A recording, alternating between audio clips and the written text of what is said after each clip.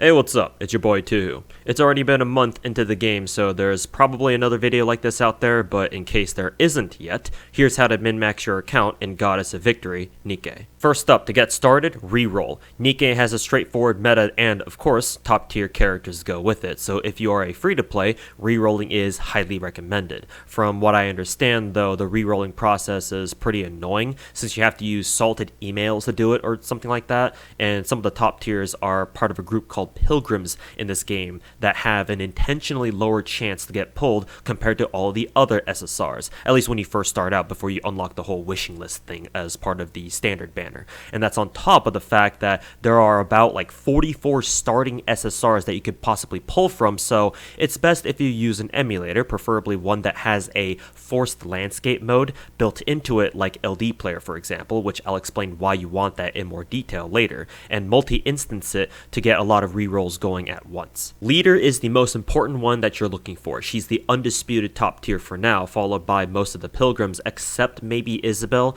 Any other SSR you get, look at the tier list on Pridwin or the ones that the Asian players have made to see if they're worth keeping. Also keep in mind that currently half of all the characters in the game or something like that are bugged in one way or another, so some characters are actually stronger or weaker than they're supposed to be until the devs fix them, and hopefully that isn't just a copium talking. Also keep in mind that while guest registration, if you plan on using that, still exists at the time of this video recording, it's being phased out now, so try not to use that if you're starting a new account these days, and tie your account to a social media account when you can. Second, emulator on PC with landscape mode is the optimal way to play Nikke. As you can clearly see, I'm not using my own advice because my PC currently is too shit to handle a good emulator, so I'm stuck using my tablet at the moment, so ignore the recording resolution and all that. Aiming with the mouse is much better than on a phone or tablet since you still get aim assist, so when you're playing on manual, it's a lot easier to switch between targets. And landscape mode is better than the default portrait mode since there are some fights, like the tower defense-ish battles, where being able to see more of your screen to the right is really nice to shoot enemies who are about to reach your objective zone, and this applies to devices as well since you can get third-party apps that can force landscape mode on Nikke too. Third, once you've got an account that you're happy with and the game stops shoving tutorials down your damn throat, spam friend requests to as many people as you can, or if you're lucky enough to have friends, add them. Every day you can send and receive social credit, social points, to and from your friends. You used to be able to only send one social point to each friend a day, but recently they changed it so that you can send 2, meaning that it's much easier for you to get the full 30 social points a day from your friends. They can be used to then roll on the social point gacha, so it gives everyone a completely free way of rolling SSRs, though keep in mind that the SSR rate is reduced by half from 4% to 2%, and you cannot roll pilgrims. And lastly, start playing campaign missions and go through as much of it as you can.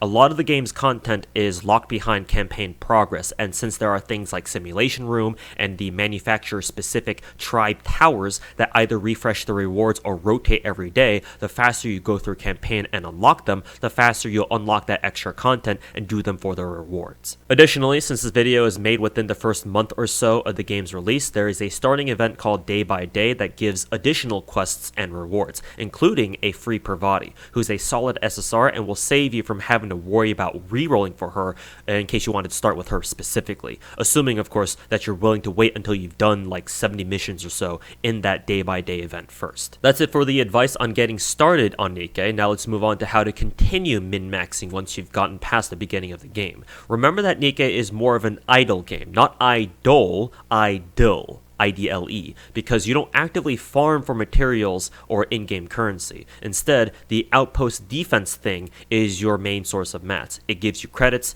character XP, core dust, commander XP for your own account level, and other items like recycling room mats and even gear that your characters can equip to get extra stats. Once it's active after going through the story a bit, it charges up on its own, so the longer you leave it alone, the more stuff it accumulates until you claim it all. It takes roughly 6 hours or so, 7 hours maybe, for it to charge up fully, and you're wasting mats by leaving it at 100%, so make sure to open up the game every so often to claim them. It's also got a wipeout feature that instantly gives you 2 hours worth of accumulated mats as well. It's free once a day, and you can keep using it up to 10 more times to continue getting mats, but it costs more and more gems the more you do it. The first couple of times is pretty cheap, so even if you're free to play, consider using the wipeout thing once or twice if you really need the extra mats right away. You can improve the rate at which which the outpost defense gets you stuff by playing through the campaign, so another reason why it's so important to go through as much story as you can. Every 5 campaign battles you clear, you'll increase your outpost defense's level by 1 and get some gems on top of that too.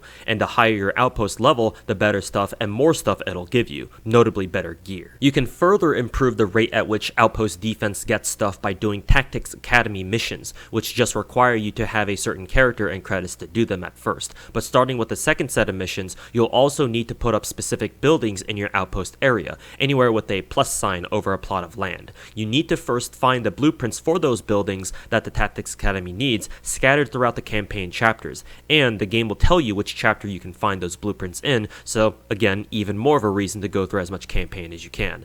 Or if you don't want to waste your time running around trying to find them yourself, just look up those locations or where to find them on Pridwin or something. So, the faster you can go through the Tactics Academy missions, the faster you'll improve your outpost defense, and of course the faster you'll get more and better materials. At some point early on, the game will also introduce you to the synchro device building in your outpost. Once you set 5 of your characters into the main slots at the top, you can then assign more characters in the slots below to synchronize the levels to whoever's the lowest in the upper 5. Set 5 SR characters to the main 5 slots, not SSRs but SRs, the purple ones, since getting purple dupes is really easy. There's a reason why there's only like 9 or 10 or so SR units in the game so far in total. This is because the level cap for a unit is determined by their limit break level. On their own, your units can only go up to level 80. The first limit break takes them up to 120, second to 160, and third to 200. While SRs can only be limit broken to 160 and SSRs can go all the way to 200, 160 for now, for like the first month or so of the game, is more than enough, especially since it'll be rough trying to get dupes of the SSRs you want unless you can afford to buy spare bodies for them directly from the regular shop. Not only that, but the more important reason why you want to do this is because the units you assign in the synchro slots below the main 5 will be able to bypass their own level cap if the lowest level of the main 5 units up top exceeds it. For example, to illustrate my point, my Scarlet here is not limit broken at all since I've only ever rolled a single copy of her, so she should only be at level 80. But thanks to the synchro trick, I guess we can call it, she gets to be a much higher level than what her own level cap should allow. And the best part about all this is that syncing units like this is completely free, meaning that, for the most part, you only ever need to worry about leveling the 5 units in your main synchro slots. You can unlock more synchro slots by doing more Tactics Academy missions, so again, more incentive to go through as much story as you can.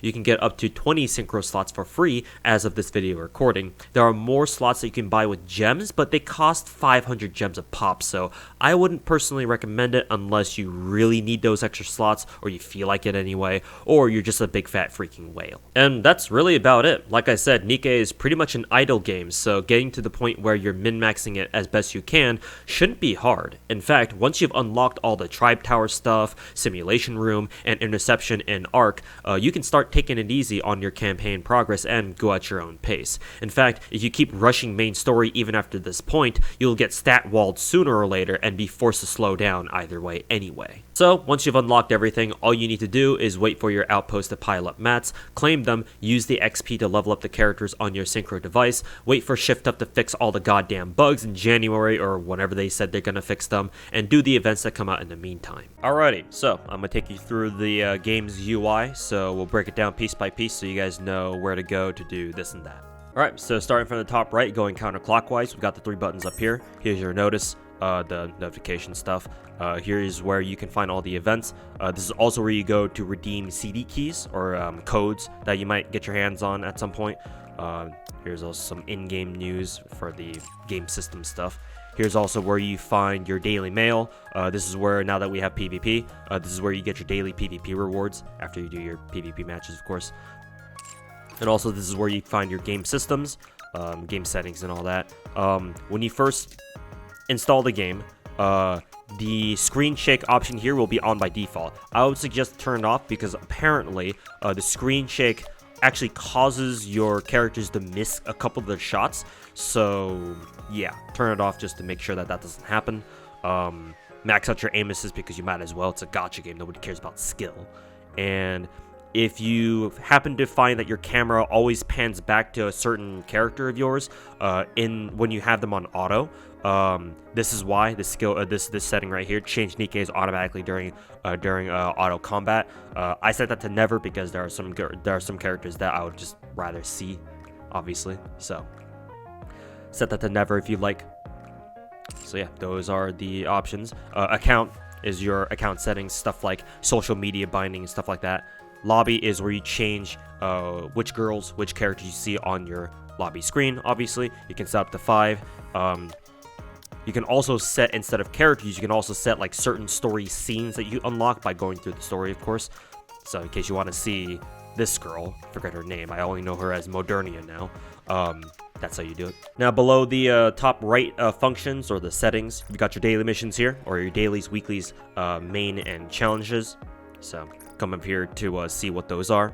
Specifically for the dailies, if you see the take on the tribe tower and participate in campaign, these don't mean that you have to beat those levels that you go into.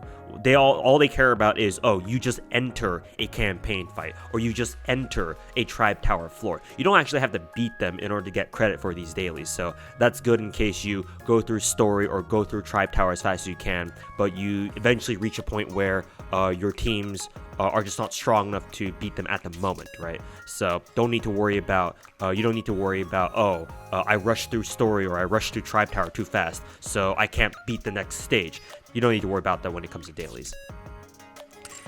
Below that is your battle pass, I suppose.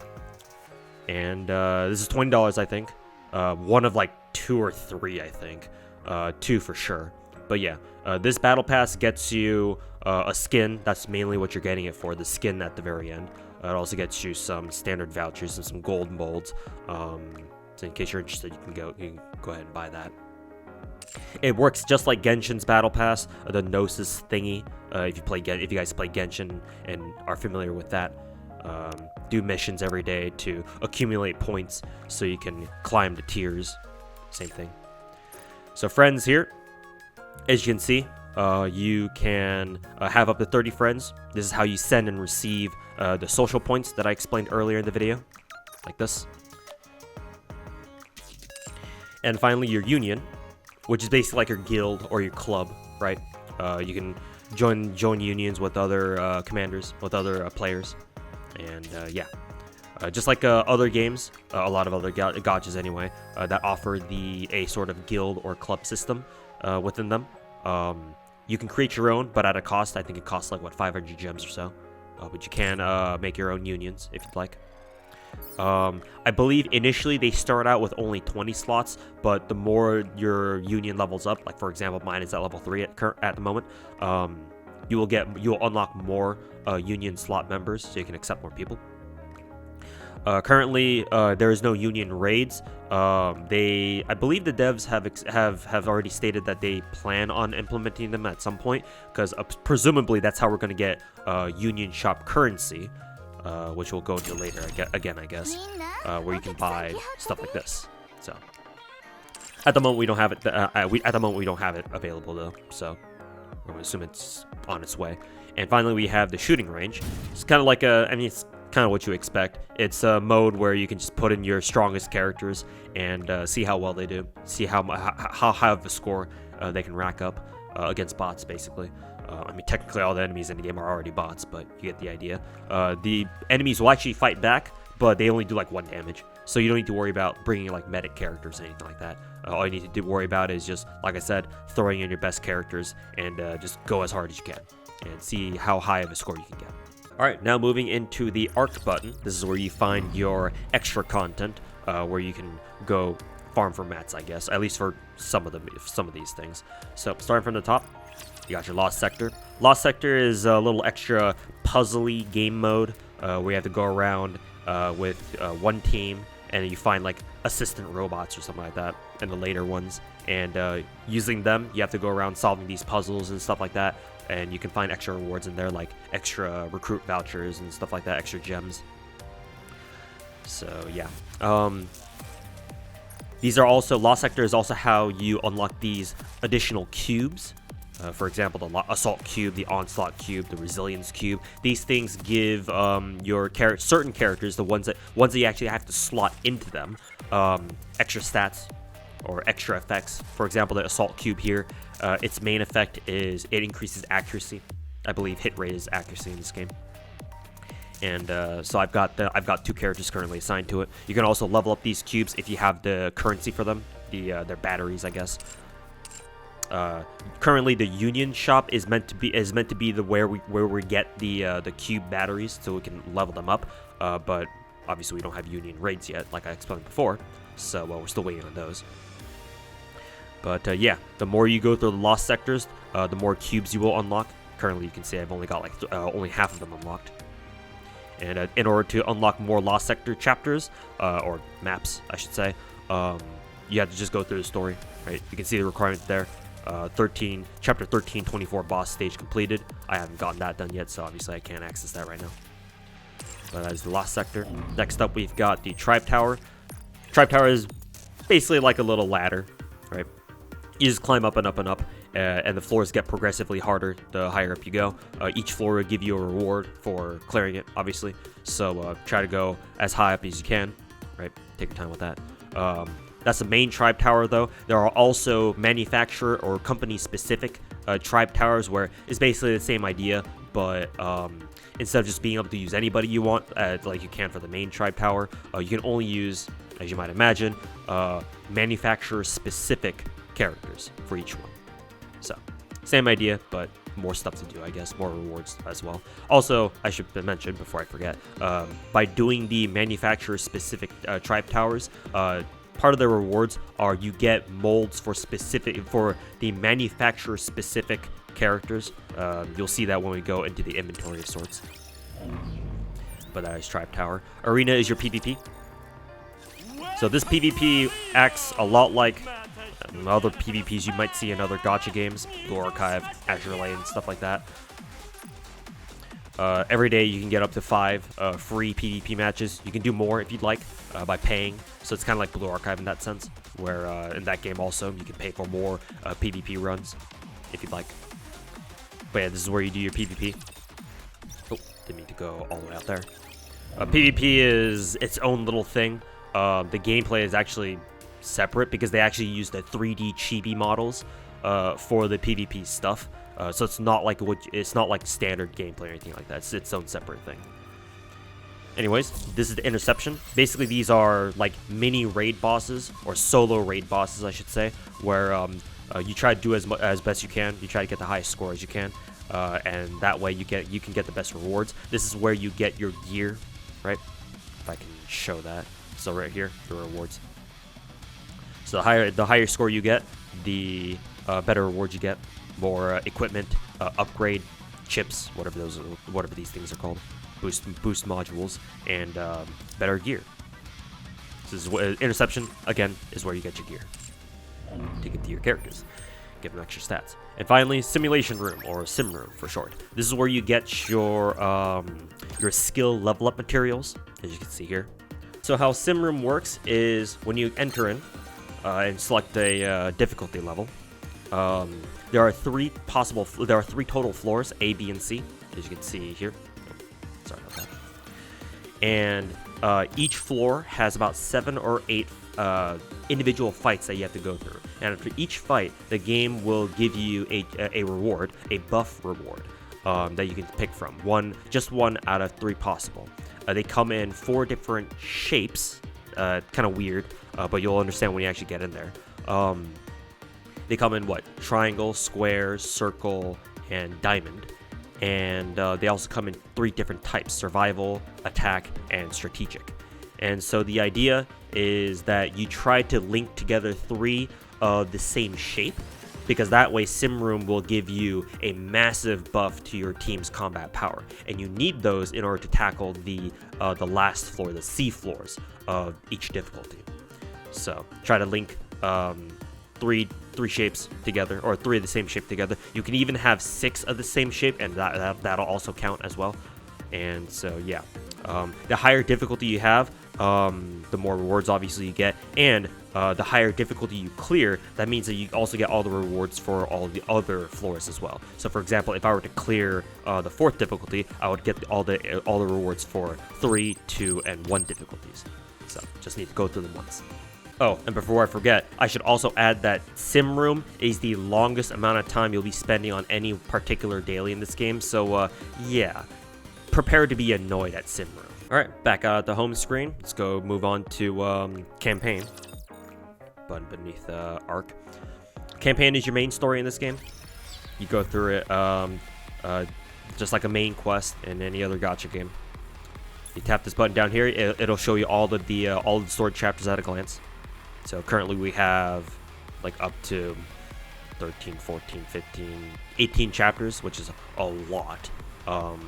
I heard that from what I hear, Nikke was supposed to come out 2 years ago, but pandemic happened, so that kind of screwed up their plans. So they must have been working on a lot more campaign story missions or campaign chapters in the meantime, because this is a lot of single player. This is a lot of like main quest stuff for a game that just came out like a month ago or so. So in any case, there's the normal chapters. There's also the hard missions as well, or the hard version of it. The hard missions are actually pretty hard, at least in comparison to like the normal chapters. The combat power requirements for hard are insane. Like, I'm only on chapter 3, and the enemies here are already up to 46,000. Whereas you compare that to, you know, the normal chapter for the normal chapter 3. These enemies, actually, I can't show them to you anymore because all the enemies are gone because I already beat this chapter. But yeah, beware. Do be careful with the hard chapters. I mean, it's not like this game like has any like repair mechanic or like, you know, resource battle damage resource assessment mechanics. So it's not like you're losing anything by trying out fights that you can't win. But yeah, just know that going through the hard missions is going to take a while. Another thing with the campaigns or with the story chapters is that oftentimes you'll run around the map and you'll find, sometimes you'll notice either on your own or maybe you'll accidentally see them. You'll see these shiny things on the ground. That's what the blueprints for the Tactics Academy look like. As I explained earlier in this video, they also can give you little trinkets like extra credits, you know, extra gems. They'll also give you like trinkets as well, like lore trinkets, or even like copies of the BGM. The soundtracks in this game, so you can go ahead and listen to them on your own in the jukebox, in the outpost, if you'd like. All right, beneath the campaign is our event button. We've had like what, two events so far, and a common complaint was that it was a little hard to access the event. The actual events themselves, the ones we've already had, because before, since we didn't have that easy access button beneath the campaign button, we had to go to the top left, go into the event list, or swipe on the event banners to get to the actual event itself. So that was kind of annoying. So luckily they added a little quality of life thing where you can just go straight into the event by just tapping one button. So currently we have the Christmas event going on right now. They even gave out its own map. Just like the campaign missions or the story chapters, there are also a couple shinies scattered around the map. I think there's like 3. Should have gotten all of them. Maybe I'm missing one though. But yeah, this is what the event looks like, or how the events in this game function. So all the events so far in this game have had a story mission, right? You enter these, and this is where you actually do the event missions themselves, the actual event gameplay. So when you first start, when you first begin an event, the first mission will be the only one unlocked, and so you do each successive one to unlock the next one. So that's how it works. Also, you only get 5 runs a day. There are ways to get more, either for free, but that's rather rare. Usually you only get extra ones a day by doing like some sort of daily challenge or something like that. If you're a whale and you don't mind wasting your gems for additional runs, then you can buy them from the shop. Would not recommend it, but it's up to you. Also, unlike other gacha games where all of the event story missions, or you know, all the other event missions are replayable, in this game these events only have certain repeatable missions. As you can see here, they're the ones that have the repeat on them. So if you try going through these ones, the game literally says you can't do this more than once. Each mission each repeatable mission, I should say, gives a shop reward and a bonus reward of some kind, like these crate things. This one gives you core dust crates. This mission gives you credit crates. This one gives you, or the previous one was battle XP crates, and this one gives you the credit crates. So pick and choose which one you'd like. Currently, I'm farming this one for the battle XP crates, obviously, because those are very valuable. So that is event gameplay in a nutshell. And there is also usually another there's also another mini game associated with it, with these events. So this mini game, if we can even enter it, looks like I can't right now. Try again later. But yeah, there's also another mini game that you can do as part of the event. So yeah. As well, there is a second half to the story, which is currently locked. The previous events have also had their own hard modes or their second set of missions that have come out a week after the event launches. So same thing with this one. We have to wait another week or a week since the event came out in order to have the second part to the story missions unlocked so we can go play them. Finally, when you go through the missions, do check the mission tab, because all the events for Nikke so far have been able to give you additional shop currency, a lot more shop currency, by way of these event challenges. So this particular event has daily challenges, where you just play stuff in accordance to the event. But every event so far has had like a challenge list where most of it is very simple. It's just, clear this story chapter, and it has a challenge like that for every single story mission. Like for example, go here, story 1. Why can't I enter it? There we go. So yeah, when you go through each of these missions, you also complete a particular challenge associated with that mission, and you just go make sure to check the mission thing here, because especially as a free-to-play, this is where you're going to get most of your shop currency. Alright, time to check out the buttons on the bottom hotbar. So, starting from the right, this is your gacha page, where you're going to be spending a lot of money. If you're not free-to-play, that is. So, the first banner that you will see is the limited time banner, or the featured pickup or rate up gacha. Currently, we have a limited character going on right now, Winter Rupee. It's the Christmas event after all. And so you scroll to the right, you'll find the standard recruit. Basically, think of this as the normal or the story gacha, if you like, for those of you who play FGO out there. And finally, you got your social point gacha. So let's explain social gacha first, or social point gacha first. This is where you use your social points that you get from your friends list. This is a completely free way to possibly get SSRs, so that's very nice. Do note, like I mentioned earlier in the video, that your SSR rate is reduced by half on the social point gacha, going from 4% just down to 2%. And you cannot roll pilgrims in this gacha. But again, it is a completely free way to pick up SSRs, and now that they've given us the social point distribution quality of life thing, where now that it's a lot easier to get the maximum number of social points a day, because you get up to 30.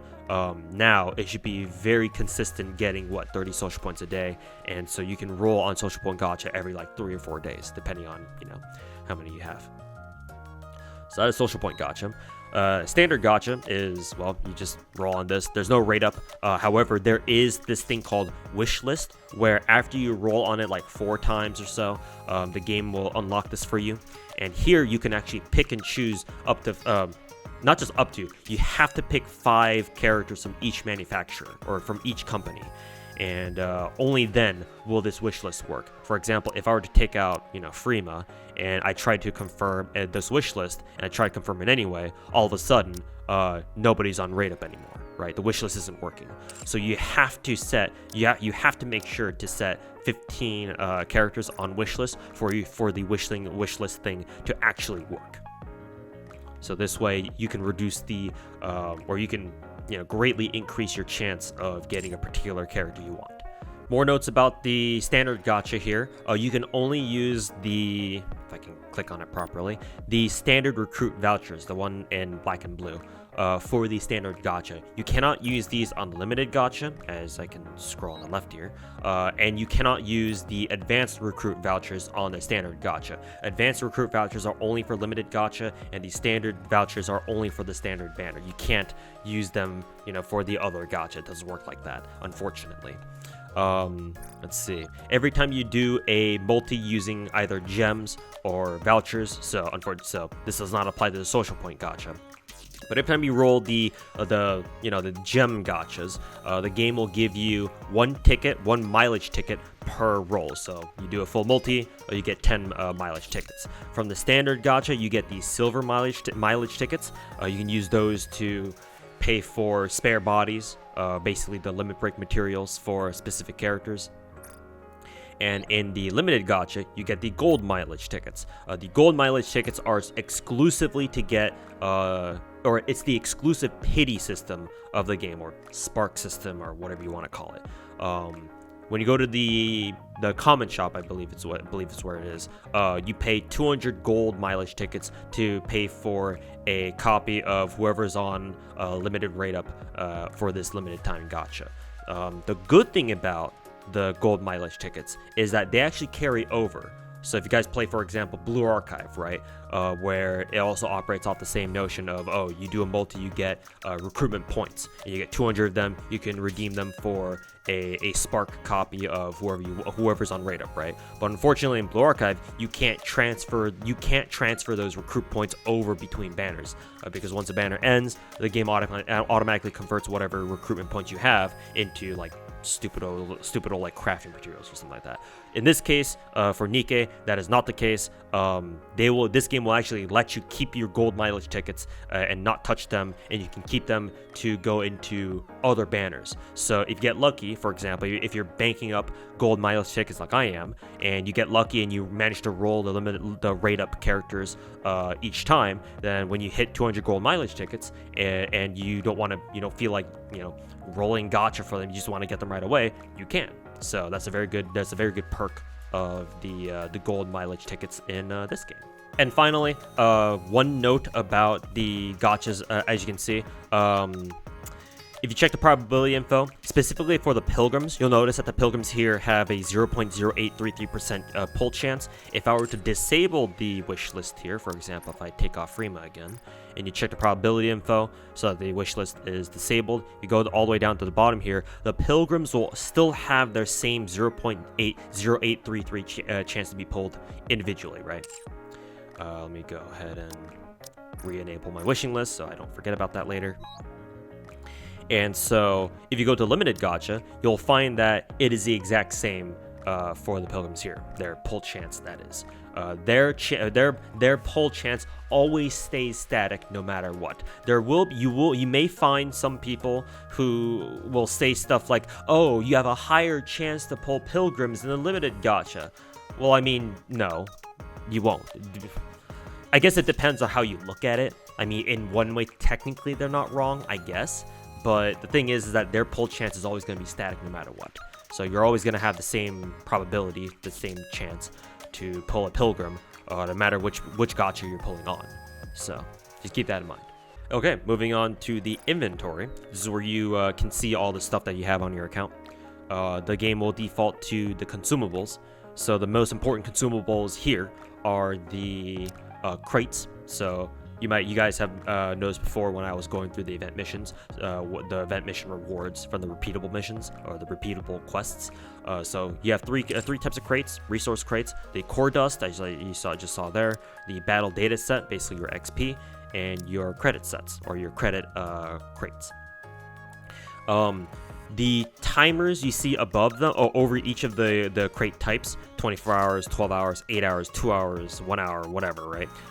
Those are actually not time limits, right? You don't need to freak out like, oh, I only have 1 hour to use them or they expire. No, it doesn't work like that.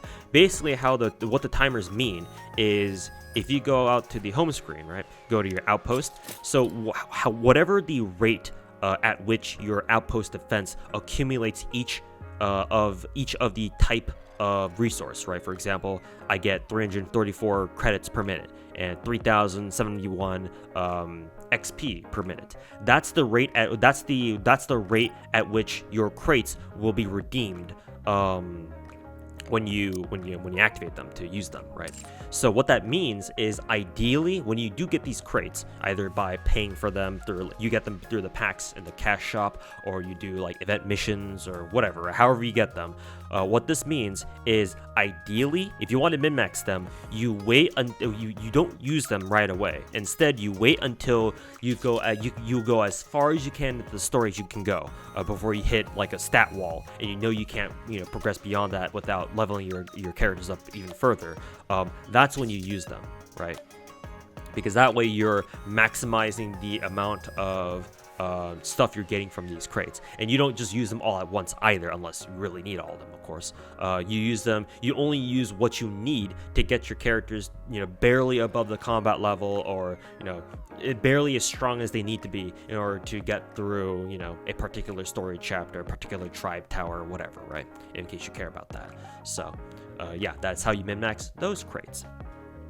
You also have the molds here. There are purple and gold molds. These are the more common ones that you'll probably find yourself using more often. The purple molds are your more common one, mid-quality as they call it. You have an 80% chance of getting a purple, but a 20% chance of getting a random SSR. Unfortunately, there are no pilgrims here, so in case you were hoping you could get pilgrims from these things, not how it works, buddy.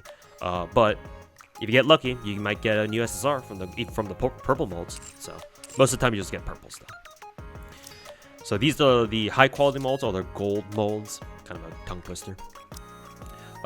These ones you get a 60% chance to get an SSR, but you still have a 40% chance to get a purple. So yeah, don't expect too much from that. The tribe towers, as I explained before, each manufacturer-specific tribe tower gives you molds of each of the company molds. So these operate roughly the same way to the other ones, where 50% to get an SSR of whatever manufacturer mold you're using, 30% chance to get an SR, and weirdly, there's still a 20% chance for you to get a grunt, or like the R. The regular, the faceless characters or whatever. Not sure why they thought that was a good idea, but get trolled, I guess. And hilariously, there is a pilgrim mold, which, in case you don't have pilgrims, good luck getting these. So, I suppose these will be nice if you do have some pilgrims and you get lucky enough to get one that you don't already have. So, hoping I get a Haran or a Snow White at some point. And finally, we have the consoles. These ones are level up materials for I believe it's called the recycling room in the outpost. We'll go over it when we get there, so don't worry about it. You can also check all the materials you have. So this is where you see all the shit you have at a glance. Here's where you see the energy stuff. This is also another recycling room material. Not sure why they include it here, and why they include the consoles here, the manufacturer-specific consoles here. I'm not sure what the deal with that is. But here you can see everything, like I said. See how many gems you have, the XP, credits, core dust, social points, gifts for your characters, equipment, upgrading modules, and stuff like that. So yeah. And finally, the equip shows you all the gear you have. You can see how much, what kind of gear you have at a glance. I actually, now that I look at this, this should only include the gear that is not currently being equipped, because I know I have a lot more purple gear than this. So yeah, I'm assuming this only shows you gear that is not being equipped at the moment, that no one's using. So plenty of filters to as well to help you filter out and see things more clearly. All right, we'll move on to the squad tab. So here you can set squads for specifically the campaign. For the other game modes like Tribe Tower or Simulation Room or whatever, those game modes have their own specific squad setup screens like this. This, like I said, it only pertains to campaign or side quest stuff. So there you go. You have up to 5 slots here that you can pick from. So on and so forth. Next tab is the Nikkes, or your actual character roster. So here you can look at all your characters at a glance, scrolling up and down. You can also filter them by up or down, or by specific traits or characteristics. as you see fit. You can also sort them by their burst skills. So if you click on one, it'll sort them by characters that only characters that have burst ones. You can also sort them by burst 2s. You can also sort them by burst 3s. You can also sort them by 2 of each combination. So burst 2 and 3, 1 and 2, 1 and 3, whatever you want. This is also where you can quickly advise characters. This is basically your parasocial aspect of the game. You talk to all your characters. You can advise only one you can advise each character only once a day, but you can advise up to 8 so far. I think the default's like 5 or 6, but you get more advising attempts the more you expand your tactics academy or something. I don't know how it increases, but this is how you increase them, by doing this and doing advise, for example. This should be pretty quick, so I can sit here and show you an example. So game gives you a little prompt here, pretty quick. Girl asks you a question, or a character asks you a question, and so here, each of these advising events, they all have a correct, quote unquote, and incorrect, quote unquote, answer. The correct one will give you 100 attraction points or bond points or whatever. I'm used to FGO, so I call them bond points. The incorrect answer will only give you 50. So let's say I go with this answer, and this one will give me 100 because that's the correct, the quote correct answer for Pravati, and so she got 100 for that. A lot of the advising events here for the characters, especially if they're characters that, they're not very cut and dry like Pravati is. Like, Pravati's a fucking tsundere, so you can kind of predict, you can easily predict for most of her events what kind of answer she'd like you to say to her. But for others like Dala, for example, right? Where's Dala? Down here. Like, if I try to do Dala's event, it's really a toss-up, right? See if I can get this right. So I'll go with this. So that increases her her bond for me. Gets extra stats. Okay, so that was the right answer. So I got lucky on that one. So just be careful with the advising events. Try not to maul too hard for picking the wrong answer, because honestly, a lot of the advising events, like I said, it's really hard to know what the correct answer is. Like, literally the only way for you to get it right, if you're seeing an event for the first time, is either you look it up, right, on some sort of wiki out there that keeps track of these things, or you do all of the events for a particular character, so you just memorize them, you know which answers they are right away because you've already done them before. But other than that, it's, you just guess. Good luck with that, I guess. And so yeah, the higher their rank, the higher their attraction, the more stats they get. So it's still important, right? You can also boost their attraction manually by gifting them stuff. A lot of the gifts you get are specific. So there are all the characters have their own like specific gifts that they like. So if you play Blue Archive, you'll be familiar with this. There are also universal attraction boosting tickets as well. Tickets, and there are these things. So this one gives you a lot. This one also gives you a lot, and this one gives you the least, but still a decent amount, like 50 or so. Yeah, 50. That probably gives you 100 or something. I don't know how much that gives. So yeah, in case you want to get a character to like instantly to attraction 10, if you have these tickets saved up, you can. So there you go. Also, when you get a character to rank 10 attraction, when you set them on your home screen, they will actually have different lines compared to usual, because, you upgraded their relationship, so they're closer to you and all that, all that gotcha bullshit.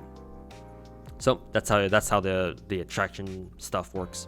And last thing, with the Nikke roster tab here, you can hit Nikkepedia to see all the characters in a game at a glance, see which ones you don't have, stuff like that. Like, for example, I don't have I still don't have a few of the Tetra girls. I still don't have Snow White and Haran from the Pilgrims. You can also filter them. Same thing with the regular roster tab. You can also check all the costumes you have, filter them by ones you have and you don't have, or something like that. So there you go. Let's back out to the outpost here, or the outpost defense and whatnot. So first things first, outpost defense. So here you can claim the materials that you have accumulated so far. You can also see the hard stats on how much materials you get at your current outpost defense level. Currently I'm at 61.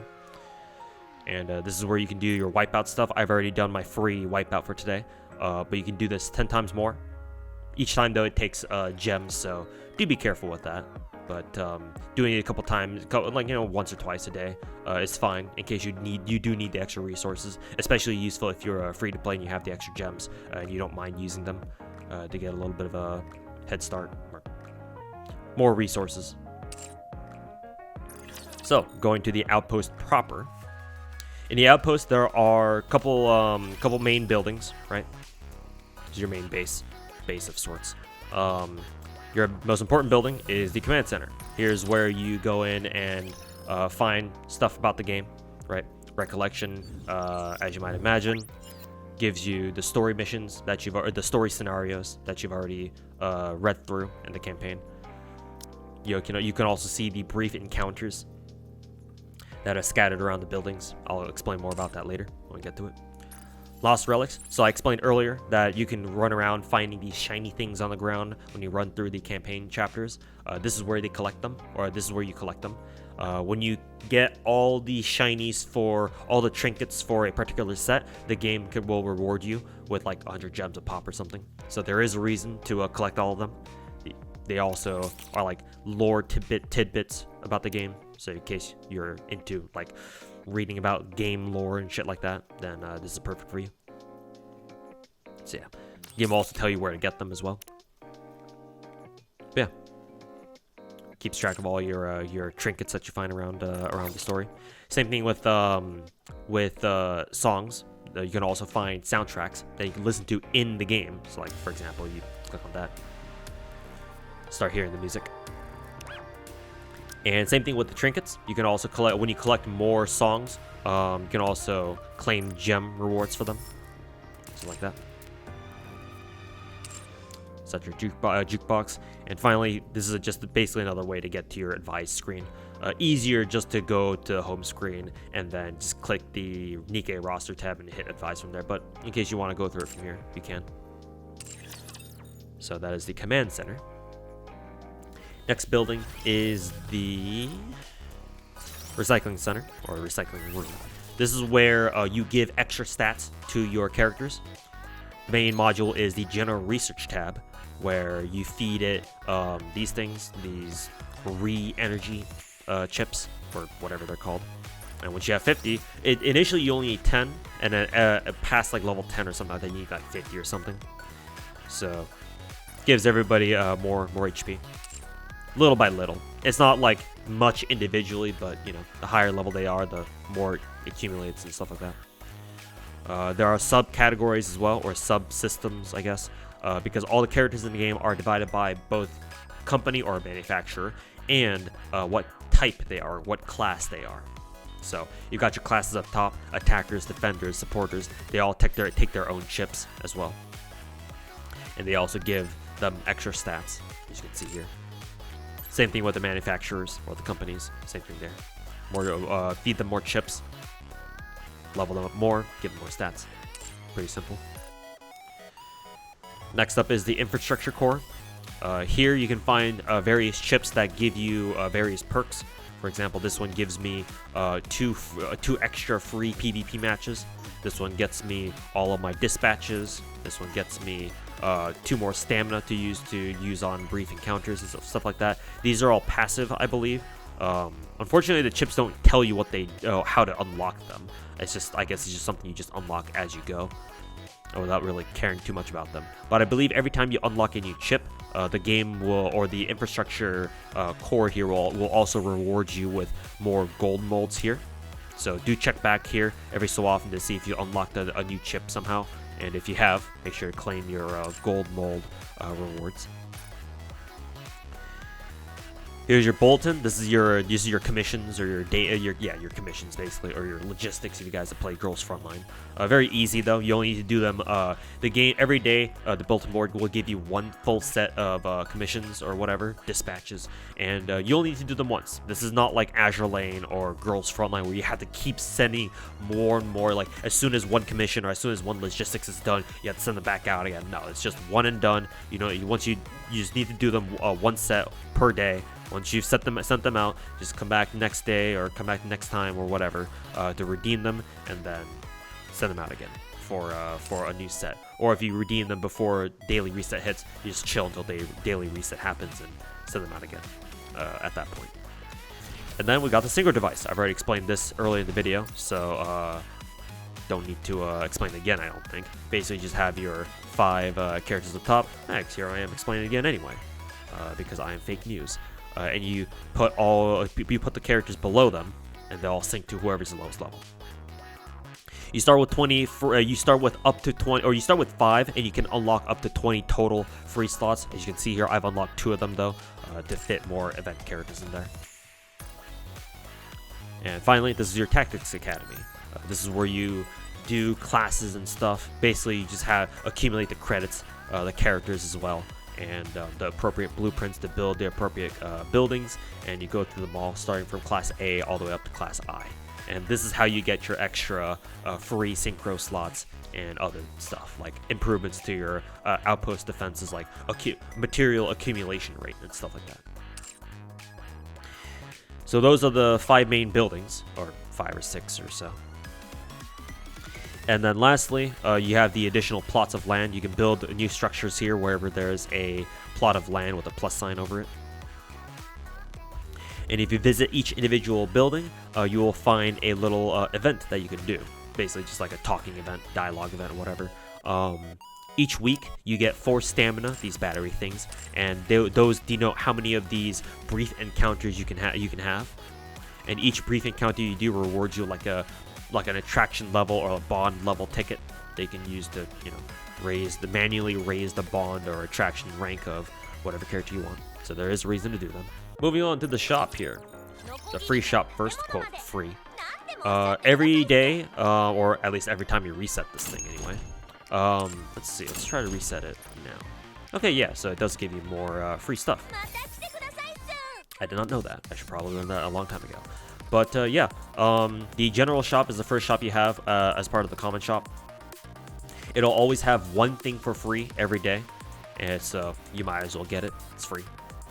As well as a couple crates for sale and some armor and shit like that. The only things that are worth are the free stuff and maybe the crates, right? Because these are pretty cheap. Like, I'm willing to buy this for 72 gems because, like, whatever. I need the crates anyway. But don't buy the gear. They're way too overpriced. And the molds, like, don't bother with the molds. Don't bother with the gift tickets. Like, you can get those naturally. Here's a union shop. Already explained this from earlier. Here's the body label shop. The body label material is stuff you get from rolling dupes, I believe. Dupe copies of any character, rare, the blue characters, the purple characters, the gold characters, right? I believe. And you use these body labels to buy various console chips for your recycling center. So every day, the body label shop will have its first item on a discount, like 40% discount. So you might as well buy those out if you do have enough of the body labels as well. You can also buy these high quality molds if you really want to. I wouldn't recommend it as a free to play, but if you have more body labels than you know what to do with, then I suppose it wouldn't hurt to try these, especially if you don't have a lot of SSRs to begin with. So there's that. You got the arena shop. This is your PvP shop that they introduced recently as of the Christmas update, I believe, because we just got PvP recently. This is where you get, this is where you're able to buy additional elemental code manuals, as you see there on the top row. Normally, before this, it was very difficult to get the code manual materials because you can only start getting them from the 3rd difficulty, level 3 difficulty of the sim room, and that could take a while to get there, depending on whether you're free to play or not. So this is basically just another way to get the code manuals, especially because characters do start needing a lot of them. So yeah, no, just another way to get code manuals is really good.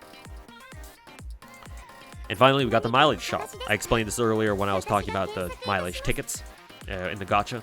So most of these are for sale for the silver mileage tickets. These are you can buy the spare bodies, like I explained earlier, for specific characters. The characters rotate every day, when the shop resets. So do check back to see if there's like a character you can buy spare bodies for that you're looking for.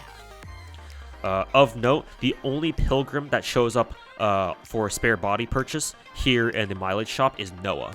We haven't seen any of the other pilgrims show up at all yet, at least not in my experience. And from what I've seen and from people I've talked to, they haven't seen any other pilgrim either except for Noah. So in case you were hoping you could buy spare bodies for like your Scarlet or your Haran, sorry, it doesn't work like that. Also, here's where you buy the Spark or the Pity copy of the limited rate up character from Limited Time Gacha using your gold mileage tickets. There used to be a hard cap of 11. Looks like they just straight up removed that cap. So there you go. Buy as many of these girls as you want, I guess.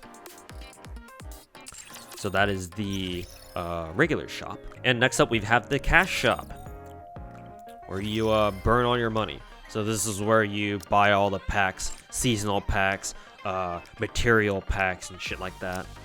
Blah blah blah blah blah, what have you.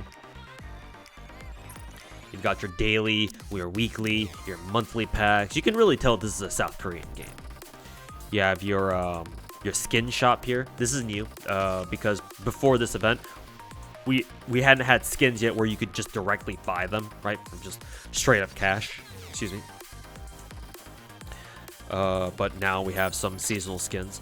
This is, I'm not sure what to call this. This is like a small little battle pass specifically for the campaign. So this is broken up into two parts. The first one of this was for chapters 1 through 10. So the game gives you free gems for just going through the chapters, right? Clearing each chapter. But if you pay $20, the game will give you additional gems for going through all the chapters.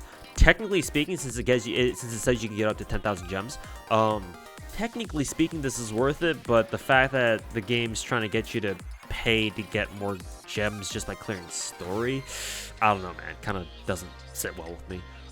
I'll probably still buy this anyway, but not now because I'm stuck on chapter 13. So no rush for me personally, that's for sure. This is if you play Genshin, this is the welcome moon of this game. Pay $5. You get gems some gems right away. You get 100 gems every day for 30 days. This is still normally priced at $5, so can't really complain about buying that. It's what every other gacha game does, or almost every other gacha game does. And finally, you've got your regular packs here. Just as a heads up, I've already complained about this in my last Nikke video, but this game has the worst pack values I've ever seen in a gacha game, because as you can see there, it's $80 for 7,900 gems, and mind you, it takes 3,000 gems to pull a full multi-roll. So not even 3 full multi-rolls for $80. That's, I don't know what to... Make your own decision about that. In case you do want to whale, so free to play is close your ears. In case you do want to whale, I do think that these 3 packs right here, the Nikke Master packs, are the most worth it, because you see here they give you a lot of standard vouchers. Basically, whenever you see packs, whether it's be flash sales or packs you see here for the daily purchase, weekly, monthly, whatever gives you the standard vouchers are the most worth it. I would personally not recommend any of the ones that give only the molds, right? Gold molds or purple molds. I haven't bought the seasonal ones here yet, the Shopaholics Choices or whatever the fuck they're called. I would assume that those are worth it, considering those explicitly give you the limited time, the advanced recruit vouchers, but it's up to you. It's your money. So moving up to the top left here, we got your event tab. You can see all the events that are going on at the moment. One thing to note about the Wildcat Engine event, I personally did not realize that it was going on right now. We've had this once before. It's basically just a co-op mission where you can match up with other players, or you can invite other players on your friends list or your own union to match up together, so you can take on the raid bosses from the Interception game mode. So Gravedigger this time. Last one we had the train boss. I forgot its name, but yeah, do keep in mind that the Wildcat thingy can just suddenly creep up on you because I did not know that it was going on, and I completely missed out on the first day, so that kind of sucks. So yeah, do make sure that you don't miss out on the the Wildcat Engine, the co-op event, because it does give out some free stuff, some good stuff in terms of rewards when you do them. So yeah, make sure you go through the event list and make sure you don't miss out on it, because I missed out on the first day because I didn't know it was going on. But yeah, that's the event stuff. So messages. This is it's called blah blah. If you play Blue Archives, it's the same thing as it's the Momo Talk feature, with a few more features, I suppose. So here you can talk to the characters individually. And then here, the group chat is, I believe these are individual squads. So on top of characters having their own class and their own company or their manufacturers, specific manufacturers, if you go to Wikipedia here, go down to Scarlet, for example, I guess, and you hit their squad, you see here, beneath their company info, you see the squad. So Scarlet is part of the Pioneer squad, and each squad is made up of 3 characters, I believe. 3 or 2, I think. And so, yeah, the Pioneer squad is made up of Snow White, Rapunzel, and Scarlet. But, yeah, I believe when you assemble all the characters together from a particular squad, suddenly you gain access to their group chat. So, something cute. Doesn't really do anything. It's just some flavored text and dialogue and just characters just being up to random shenanigans and stuff like that. Most importantly, it also has its own little mission tab. These are your side quests. So when you get to a certain point in the story, right, you beat a certain pivotal fight or something like that, you will start getting these side quest missions, and you can see what these side quests have to say to you, what they want you to do, and they'll spawn for you side quests in previous chapters, stories, or whatever that you've already completed up until that point. So you can go back and do them. The side quest missions also count as campaign missions, so that's pretty cool. And when you do them, when you complete them anyway, you come back out here to blah blah, and you redeem them for rewards. Usually they just give you like random stuff like gift tickets and stuff like that. So nothing too big, but something nice anyway. So that is blah blah. And then finally, we've got the event tabs up here. You can scroll through them individually to see what they are, or yeah, to see what they are. And finally, back up on the very top left, you can find your account, your commander account information, your name, your account name, how far you are to your next level, your current level, stuff like that. You can also change your commander avatar. Currently, I've got mine set to a Pravati because she's my favorite character in the game, with Scarlet being a close second, as you can see here. But yeah, at the very top, you can see your total gem count and your credit count. And so yeah, that should do it for the walkthrough of the game's UI. So hopefully that didn't take too long. I know I tend to ramble a lot, so hopefully that wasn't too unbearable to listen to. But yeah, that's it for this video. Thanks for watching, and enjoy Nikke.